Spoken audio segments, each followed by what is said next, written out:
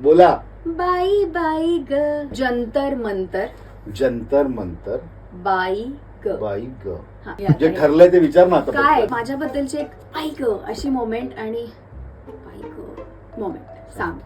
दिनांक 8 जुलै रात्री 9:15 वाजता माझा फोन खणखणतो. मला दीप्ती देवी असं नाव दिसतं आणि मी म्हटलं इतकी सुंदर मुलगी मला 9:15 फोन करते.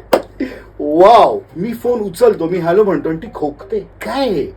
म्हणलं अगं काय झालंय, का खोकतीयस? तर ती म्हणते की मी भाजी बनवते. दीप्ती देवी भाजी बनवतीये. वाव. तुला ही वाव मोमेंट वाटते माझ्यातली. हो, पण नंतर मी क्लिअर केलं की दिवसभर प्रमोशनच्या गडबडीत असताना पण आपल्या आईसाठी, तिच्यासाठी भाजी बनवणारी दीप्ती माझ्यासाठी ती तुझी वाव बाई ग मोमेंट मला वाटली. आणि बाई ग असं काय सांगतो तेही सांगतो. त्यानंतर 3 मिनिटांनी ती मला म्हणाली की मी उद्या रेड FM स्टुडिओला येते 11 वाजता सकाळी. म्हटलं बाई ग. मी पोचणार नाशिकहून पुण्याला 2-2:30 वाजता रात्री.